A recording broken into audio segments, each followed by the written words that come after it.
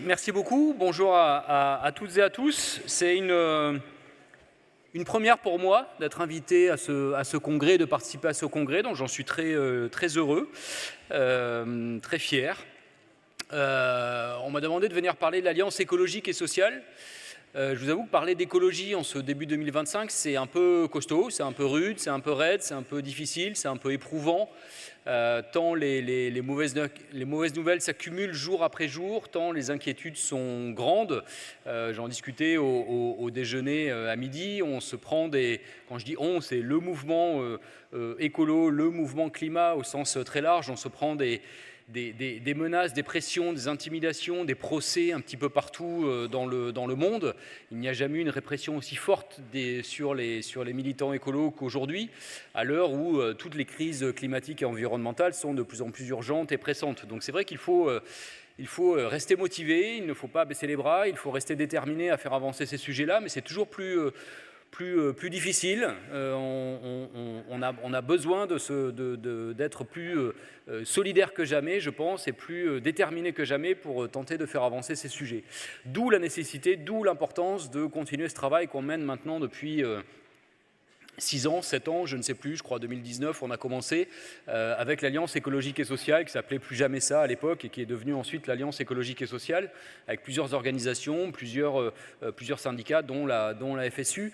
Et c'est absolument indispensable parce qu'en fait, cette Alliance écologique et sociale, elle permet plein de choses. Elle permet de construire des positionnements communs, et ce n'est pas toujours évident, en interorga ou en interassociatif ou avec d'autres alliés. Ce n'est pas toujours facile de trouver des positionnements communs sur des sujets. Ça permet aussi d'établir une culture commune, y compris une culture de travail commune. Et franchement, je pense qu'on a fait de grands pas dans ce domaine-là. Quand on a commencé, encore une fois, en 2019-2020, je me souviens très bien des premières réunions où on se regardait un peu en chien de faïence parce qu'on n'avait pas les mêmes outils de travail, on n'avait pas les mêmes façons de penser, les mêmes façons de faire, et ne serait-ce que rédiger un communiqué de presse ensemble, ce n'était pas si facile que ça parce qu'on n'avait pas les mêmes cultures, tout simplement. Un syndicat, c'est pas une asso, c'est pas la même chose qu'une autre non plus. Donc on a appris à bâtir cette culture commune qui nous permet de travailler sur des sujets communs et surtout sur des sujets qui vont tenir dans la durée. On n'est plus uniquement sur de la prise de position à un instant T. On arrive à bâtir des campagnes ensemble et des mouvements qui durent. Cette alliance, elle permet aussi de faire émerger des idées, des propositions qu'on va porter ensuite ensemble dans le débat public, dans le débat politique, dans le débat médiatique. Et ça aussi, on en a besoin plus que jamais. On a besoin d'idées nouvelles, on a besoin d'idées radicales, on a besoin de propositions innovantes, on a besoin de faire cogiter nos responsables politiques pour les faire avancer sur des propositions plus ambitieuses qu'ils ne le font. On a besoin de trouver des moyens ingénieux de rétablir de la justice sociale, de rétablir de la justice fiscale, de rétablir de l'équité et de l'égalité.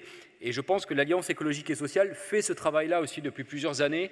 À chaque fois que je retombe sur des documents qu'on a pu produire au cours des dernières années, il y a quand même beaucoup de matière, beaucoup d'idées qu'on peut encore porter et qu'on va encore porter dans ce débat public.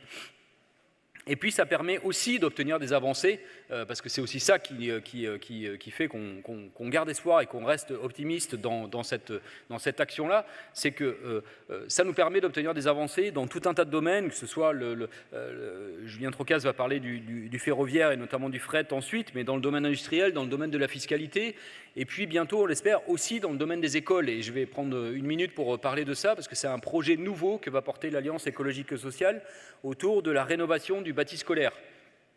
On travaille, nous, à Greenpeace, avec pas mal d'acteurs sur la question de la rénovation du logement. Vous savez, c'est un enjeu clé social et environnemental. C'est-à-dire que le logement fait partie des postes les plus émetteurs de gaz à effet de serre en France. Et si on ne s'attaque pas sérieusement à la rénovation thermique du logement, du bâtiment, que ce soit l'habitat ou le tertiaire, on n'arrivera pas à résoudre l'équation climatique pour la France, et c'est pareil dans beaucoup de pays. Et du coup, on lance là, avec la FSU et avec nos autres partenaires de l'Alliance écologique et sociale, un projet qui vise à rénover le bâti scolaire à réfléchir à la possibilité de poser des panneaux scolaires sur les écoles, je parle des écoles élémentaires principalement, à aussi amener dans ces lieux-là un débat autour de la nécessaire sobriété en termes de consommation énergétique. Et on va essayer de mobiliser au cours des mois à venir, on a commencé à le faire, mais on va donner un peu plus d'ampleur à ce projet-là dans les mois à venir. On va mobiliser forcément les élèves, les parents d'élèves, les profs, les directions de ces établissements, parce que c'est nécessaire de travailler sur cette question-là et de faire en sorte qu'il y ait moins qu'aujourd'hui de passoires thermiques, y compris dans les écoles, dans lesquelles on a très froid en hiver, très chaud en été. On va mettre en lumière à la fois les bons, parce qu'ils existent aussi, les bons et les mauvais exemples.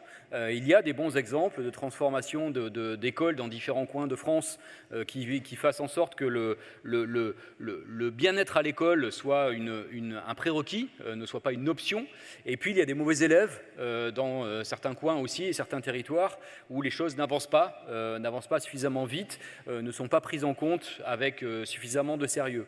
Et donc on va profiter aussi de l'opportunité politique qui va être celle des élections municipales de 2026. On va y être bientôt. Il y a déjà des villes qui se mettent en campagne, déjà des équipes, des partis politiques qui se mettent en campagne pour les municipales 2026, pour faire en sorte que ça devienne une priorité et un engagement des maires, notamment des communes de plus de 100 000 habitants, mais pas que, de s'engager à rénover toutes les écoles de leur ville pendant leur mandat. Voilà, ça fait partie des sujets qui sont au cœur des discussions de l'Alliance écologique et sociale. C'en est qu'un parmi d'autres, mais après les autres intervenants vont compléter là-dessus. Dans tous les cas, pour vous dire que nous, Greenpeace, on va continuer à rester mobilisés avec cette alliance écologique et sociale, parce que plus que jamais, comme je l'ai dit, on a besoin de tisser des liens entre les enjeux sociaux, les enjeux environnementaux, tous ces enjeux de lutte contre les inégalités. C'est le moment ou jamais de porter une vision progressiste de la société, et on a besoin de le faire tous et toutes ensemble. Et je vous remercie.